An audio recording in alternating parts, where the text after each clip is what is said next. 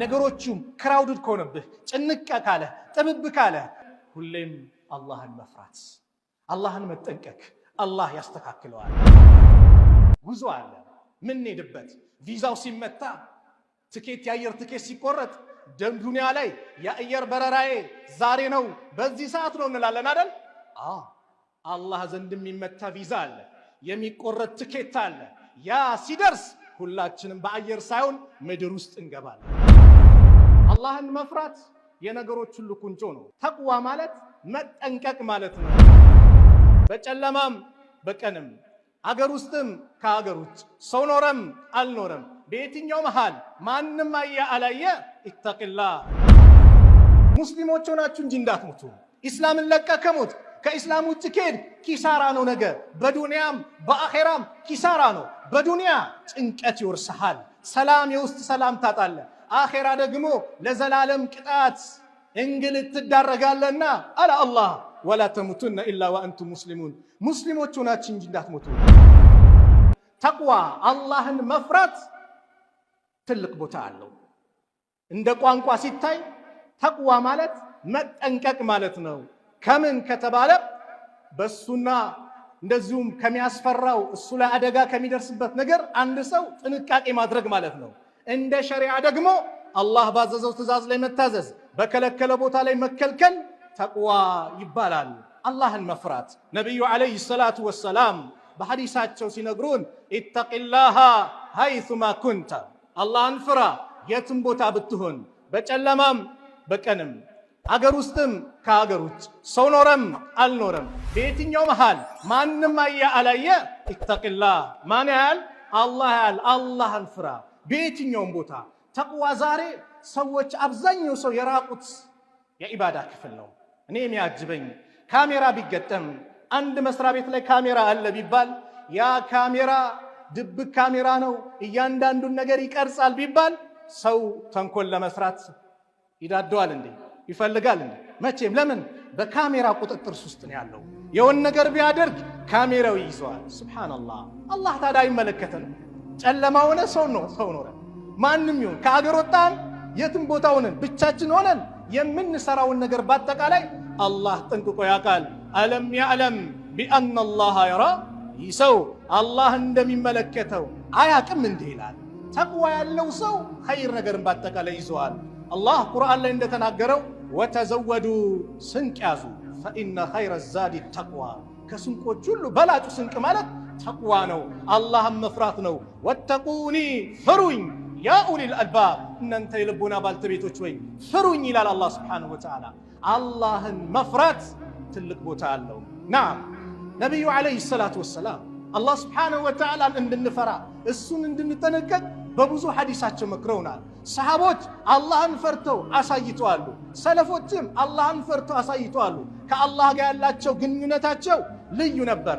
ለዚህ ነው ታላቁ ሰሃባ አልይ ኢብኑ አቢ ጣሊብ ረዲየላሁ ዐንሁ አንድችን የቁርአን እንዲህ ብሎ ይተነትናል። ሱረቱ አሊ ኢምራን ላይ ያለውን ያ አዩሃ አለዚነ አመኑ ተቁላህ ሐቀ ቱቃቲሂ ወላ ተሙቱነ ኢላ ወአንቱም ሙስሊሙን። እናንተ ያመናችሁ ሰዎች ወይ አላህን ተገቢ የሆነ ፍራቻ ፍሩት። ተገቢ የሆነ ፍራቻ ለሱ በሚገባው ልክ ፍሩት። ወላ ተሙቱነ ኢላ ወአንቱም ሙስሊሙን፣ ሙስሊሞች ሆናችሁ እንጂ እንዳትሞቱ ይላል አላህ ስብሓነሁ ወተዓላ። አደራ ብሎናል። አላህ ለኛ አደራ ያለው ነገር ነው። አላህ ለኛ ተጨንቆ የመከረን ጉዳይ ቢኖር ወላ ተሙቱነ ኢላ ወአንቱም ሙስሊሙን፣ ሙስሊሞች ሆናችሁ እንጂ እንዳትሞቱ። ኢስላምን ለቀከሙት ከኢስላም ውጭ ከሄድ ኪሳራ ነው። ነገ በዱንያም በአኼራም ኪሳራ ነው። በዱንያ ጭንቀት ይወርስሃል፣ ሰላም የውስጥ ሰላም ታጣለህ። አኼራ ደግሞ ለዘላለም ቅጣት እንግልት ትዳረጋለህና አለ አላህ ወላ ተሙቱነ ኢላ ወአንቱም ሙስሊሙን፣ ሙስሊሞች ሆናችሁ እንጂ እንዳትሞቱ። በምንም እንዳትሸወድ፣ በገንዘብ በስልጣን በጾታ እንዳትሸወድ። ዛሬ ብዙ የሸይጣን ተጣሪዎች አሉ፣ በዚህም በዛም የሚጣሩ። አንተ ኢስላምን ይዘህ አላህን ይዘህ ትድናለህ። ኢነ ለዚነ ቃሉ ረቡና አላህ ثم استقاموا تتنزل عليهم الملائكة ألا تخافوا ولا تحزنوا وأبشروا بالجنة التي ኩንቱም ቱዓዱን አለ አላህ። እነዛ ጌታችን አላህን ያሉና ثم استقاموا ከዛም ቀጥ ያሉ ወለም ዘለም ያላሉ ጠንቋይ ቤት ያልሄዱ ቀብር አምልኮ ያልሄዱ አላህን በብቸኝነት የተገዙ ተተነዘሉ ዐለይሂም አልመላኢካ በእነሱ ላይ መላእክቶች ይወረዳሉ። መቼ? እንደ መውቲሂም ሞት ሲመጣባቸው አላ ተኻፉ አትፍሩ፣ ወላ ተሕዘኑ አትዘኑ፣ ትታችሁት ለምትሄዱት ቤተሰብ ንብረቶቻችሁ አትዘኑ፣ ወአብሽሩ ተበሰሩ ቢልጀነት ለቲ ኩንቱም ቱዓዱን ያ ቃል ሲገባላችሁ በነበረ ጀነት ተበሰሩ ይሏቸዋል። ነሕኑ አውልያኡኩም ፊል ሐያቲ ዱንያ ወፊል አኺራ እኛ በዱንያውም በአኺራውም የእናንተ ወዳጆች ነን ይሏቸዋል። ለማን? አላህን በብቸኝነት። ስለዚህ ወላ ተሙቱነ ኢላ ወአንቱም ሙስሊሙን። ይህንን የቁርአን አንቀጽ ታላቁ ሰሃባ አልይ ምን አሉ? አነ ተቅዋ ማለት ሂየ አልኢማኑ ቢተንዚል አላህ ባወረደው ማመን ነው። በቁርአን መመሪያ ላይ መኖር ነው። አላህ ያወረደውን ሙሉ ለሙሉ መቀበል ነው። አቅል የተቀበለው አልተቀበለው፣ ከስሜት ሄደ ጋር አልሄደ፣ አላህን የተናገረው አህለን ወሰህለን መርሐባ ብለን መቀበል እንጂ ከኔ ስሜት ጋር ስላልሄደ ይሄ ለኔ አይስማማም አልሄድም። ብዙ ጊዜ ተናግሬዋለሁ። አንዳንዱ የነብዩና አለይሂ ሰላቱ ወሰላም ሐዲስ ከስሜቴ ጋር ካልሄደ ታማኝ ሰሃቦችን ቢያወሩት በምንም መልኩ ይምጣ ከኛ አቅል ጋር ካልሄደ ተቀባይነት የለውም ብሎ ይናገራል። ላ ይሄ ስሜት መከተል ነው። አላህ ያወረደውን አምኖ መቀበል ነው። አልኢማኑ ቢተንዚል ወልኸውፉ ሚነል ጀሊል ታላቁን ጌታ አላህን መፍራት። ዛሬ ሰው ወንጀል ይሰራል። ትልቅ ነው ትንሽ ነው መሆኑ አይደለም መታሰብ ያለበት። ወንጀል ስሰራ ትልቁም ላይ ነው ትንሹ ላይ ወንጀል ላይ ስወድቅ ማንን ነው ማምፀው? አላህን አይደለ እንዴ? ትልቁም ሆነ ትንሽ መታሰብ ያለበት አላህ ነው የሚታመፀው። የአላህ ህግጋት ነው የሚጣሰው። ስለዚህ ወልኸውፉ ሚነል ጀሊል ታላቁን ጌታ አላህን መፍራት፣ ወሪዳ ቢልቀሊል ባለህ ነገር በትንሽ መውደድ መብቃቃት፣ ወልእስትዕዳዱ ሊየውም ረሒል ይላሉ። ለጉዞ ቀንም መዘጋጀት። ጉዞ አለ ምን ሄድበት ቪዛው ሲመታ የአየር ትኬት ሲቆረጥ ዱንያ ላይ የአየር በረራዬ ዛሬ ነው በዚህ ሰዓት ነው እንላለን አይደል? አላህ ዘንድ የሚመታ ቪዛ አለ፣ የሚቆረጥ ትኬት አለ። ያ ሲደርስ ሁላችንም በአየር ሳይሆን ምድር ውስጥ እንገባለን፣ ቀብር ውስጥ እንገባለን። ለዚህ መዘጋጀት ነው። ማንም የሚቀር የለም። ስለዚህ ሞት አለብኝ ሚል ቀብር እገባለሁ ሚል ሁሌ ማንን ይፈራል? አላህን ይፈራል። ሞትን ከረሳ ሞትን ከዘነጋ አላህን መፍራት ይረሳል። ስለዚህ አላህን በየትኛውም ቦታ አጋጣሚ መፍራት የጾም ዋናው ዓላማው ይሄ ነው። አላህን መፍራት፣ አላህን በቀንም በጨለማ በየትኛውም ቦታ አላህን መፍራት። ወሩየ አን ጠልቅ ቢን ሐቢብ ፊ ማዕና ሃዚሂል አያ እንደማ ጃአሁ ቀውሙን የስአሉነሁ ከይፈ የተቁነ አልፊተን። አንደኛውም መጥተው ጠየቁት፣ ሰዎች ፊትናን እንዴት ነው ሊጠነቀቁት የሚችሉት ሲባሉ ፈቃለ ኢተቁሃ ቢተቅዋ፣ ፊትናን በተቅዋት ከተከላከሏት ተጠንቀቋት አሉ። ፈቂለ ለሁ ለሱ አሉት ሲፍ ለነ ተቅዋ ማለት ምንድን ነው? እስቲ ለኛ ወስፍልን ግለጽልን ሲሉት ፈቃል አልዓመሉ ቢጣዓቲላህ አላህ ባዘዘው መስራት ነው። አላ ኑር ሚነላህ ከአላህ በሆነ ብርሃን፣ ረጃዓ ሰዋቢላህ የአላህን ምንዳ ከጅሎ፣ ወተርኩ ማዕሲላህ አላህ የከለከለውን ነገር መከልከል ነው። አላ ኑር ሚነላህ በአላህ ብርሃን፣ መኻፈተ ዐዛቢላህ የአላህን ቅጣት ፈርቶ። የአላህን ቅጣት ዛሬ ዱንያ ላይ ይህን ነገር ከተፈጸም ይህን ነገር ካደረግ አንድ ህግ ፖሊስ ይህ ነገር እንደዚህ ይፈጸምባል እርምጃ ይወሰድባል ሲባል ሰው ይንቀጠቀጣል፣ ይደነግጣል። አላህስ እንደ እዝነቱ ረሕመቱ ሰፍቶ እንጂ በምንሰራ ወንጀል ያዝ ቢያደርገን እንዴት ነበር የምንሆነው? ሙጃሂድ ረሒመሁላህ ወሁወ መርዊዩን አን ኢብኑ አባስ ከአብዱላህ ኢብኑ አባስ እንደተናገሩት አን ተቅዋ ስለ ተቅዋ ሲናገሩ እንደዚህ ያሉ ተቅዋ ማለት አዩጣ አላህ ፈላ ዩዕሳ አላህ ልትታዘዘው ነው ላታምፀው፣ ወዩዝከረ ፈላ ዩንሳ ሁሌ ልታወሳው ነው ላትረሳ፣ እንደዚሁም ልታመሰግነው ነው ላትክደው። አላህ የዋለውን ኒዕማ ጸጋ ማመስገን ተቅዋ ነው። ስንት ኒዕማ ለገሰን በእኛ አልለገሰን? ሁሌ እናገረዋለሁ። ጠዋት ፊቴን ስታጠብ ፊትሽን ስትታጠቢ ኩላሊቶቻቸው የሚታጠቡ ወንድሞቶቼ ኒዕማ አላህ ለግሶናል። ከምንም በላይ ኢስላምን ለግሶናል። አላህ አፊያ ለግሶናል። ሰላም አርጓል። ነብዩ ዱንያን ሲገልጹት የዕለት ጉርሱን ያገኘ አካባቢው ሰላም የሆነለት ጤነኛ የሆነ ሰው ዱንያን በአጠቃላይ ጨብጧታል። ዱንያን በአጠቃላይ ጨብጧታል። አላህን ማመስገን ወኢን ተዑዱ ኒዕመተላህ ላ ትሕሱሃ አላህ በእናንተ ላይ ያለውን ውለታ ብትቆጥሩት አዘልቁትም። አለም ነጅዐል ለሁ ዐይነይን ወሊሳናን ወሸፈተይን ወሀደይናሁ ነጅደይን ለሰው ልጅ ሁለት አይን አላደረግንለትም? ከናፍርና ምላስን አላደረግንለትም? ወደ ሁለት አቅጣጫ አልመራነውም? ወደ ሐቅ ወደ ባጢል? ወይም ዑለማዎች በሌላ ተፍሲር ወደ እናቱ ጡት ተወለደ። ማን አሳየው? እናቱ ጡት ጋር ሄደ። ሽሮን በልታ የሆነ ነገርን በልታ ቀምሞ አላህ ወተት አድርጎ ለልጅ ለዚህ ልጅ ይቀልመዋል። አላህን ማመስገን፣ የእሱን ትእዛዝ አለመጣስ፣ አላህ በየትኛውም ቦታ ያየኛል ብለን መፍራት። ምንም ስሰራ አላህ ያየኛል። አንድ ታሪክ ላይ አንድ ንጉስ አንድችን ሴት በሩን በአጠቃላይ ዝግ ያላት፣ ሁሉንም በር ዘጋች። ዘጋሽ? አዎ። ያልተዘጋ የለም? ሁሉንም ዘግቻለሁ፣ አንድ በር ግን አልተዘጋልኝም። የትኛው በር? የአላህ በር። ጨለማ ሆነ ቀን ሆነ፣ ሀገር ውስጥ ከሀገር ውጭ ማን ያያል? አላህ ያያል። አለም ያዕለም ቢአነ አላህ የራ አላህ እንደሚያየው አይመለከትም እንዴ? አብዱላህ ኢብኑ ዲናር እንዲህ ይላሉ፣ ኸረጅቱ መዕ ዑመር ብን ኸጣብ ረዲየላሁ ዐንሁ ኢላ መካ ከዑመር ብን ኸጣብ ጋር ወደ መካ ወጣዋል። ልክ ስንሄድ ከተራራው አንድ እረኛ ተንደርድሮ ሲወርድ ተመለከት። ዑመር ሊፈትኑት እስቲ እባክህ ከዚች ፍየል አንዷን ሽጥልኝ አሉት። ይህ ባሪያ ምን አለ? ፈቃለ ኢኒ መምሉክ፣ እኔ ባሪያ ነኝ፣ ይሄ ንብረት ያለቃዬ ነው፣ እንዴት ብዬ እሸጣለሁ? አልችልም። ዑመር ምን አሉ? እንዴ የት ያለ አለቃ ተኩላ በላ ትለዋለህ? ሽጥልኝ አሉት። ዑመርን ምን አላቸው? ፈቃለ ራዒ ፈአይነ አላህ፣ አላህ ታዲያ የት ነው? አላህ አይመለከተኝም? አለቃዬ ሩቅ ቢሆን አላህ አያየኝም?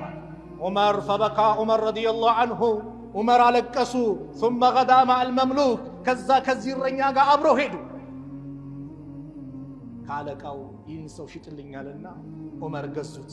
ይህንን ባሪያ ነፃ አውጡትና ዑመር አንድ ቃል ተናገሩ። እቺ ንግግርህ አላህ ያየኛል ብለህ የተናገርከው የሰራኸው ተቅዋ ዱንያ ላይ ከባርነት ነፃ አውጥቶሃል፣ ነገ ደግሞ ከአላህ ቅጣት ከጀሃነም እሳት ነፃ ታወጣለህ ብዬ ተስፋ አደርጋለሁ። አላህ ያየኛል። መን ተረከ ሊላሂ ሸይአን አወደሁ ላሁ ኸይረን ሚንሁ፣ ለአላህ ብሎ አንድን ነገርን የተወ አላህ የተሻለ ይተካለታል። ስለዚህ አላህ ያየኛል። በየትኛውም አጋጣሚ በየትኛውም ቦታ አላህ ያየኛል። መስሪያ ቤት ስሰራ አላህ ይመለከተኛል። የመንግስት መስሪያ ቤት ነው፣ ስልኩን እንደፈለገ ልበለው፣ ልቀጥቅጠው፣ የሆነ ነገር ላድርግ፣ አላህ ያይሃል። አላህ መሰወር አይቻልም።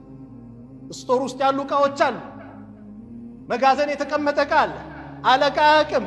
እንደፈለግህ አውጣ፣ እዛ ስጥ፣ ለዛ ትርፍ አድርገህ ጫንለት፣ በኋላ በጎን እጄ ይቀበላል። አላህ ያይሃል። ከአላህ የሚሰወር ማንም የለም። አላህን መፍራት፣ አላህን የፈራ ሰው ዱንያ አኺራው አላህ ያስተካክልለታል። ነዓም አላህን ስንፈራ ነገሮች በአጠቃላይ ይስተካከላሉ። ዱንያ ላይ ነገሮቹም ክራውድድ ከሆነብህ፣ ጭንቅ ካለ፣ ጥብብ ካለ፣ ሐሳብ ካለ፣ የሚያስጨንቅ ነገር አእምሮ ላይ የሚመላለስ ከሆነ ሁሌም አላህን መፍራት፣ አላህን መጠንቀቅ፣ አላህ ያስተካክለዋል። ወመን የተቂላህ የጅዐል ለሁ መኽረጃ፣ አላህን የሚጠነቀቅ አላህን የሚፈራ መውጫ ቀዳዳን አላህ ያበጃጅለታል። ወየርዙቅሁ ሚን ሐይሱ ላ ያሕተሲብ፣ ርዝቁንም ካላሰው ቦታ አላህ ያመጣለታል። ነቢዩ ሰለላሁ ዐለይሂ ወሰለም በአንድ ሐዲስ እንደነገሩን ኢማም ሙስሊም በዘገቡት ላይ የሶስት ሰዎችን ታሪክ ይነግሩናል። ከጭንቀት እንዴት ነጃ እንዳሉ።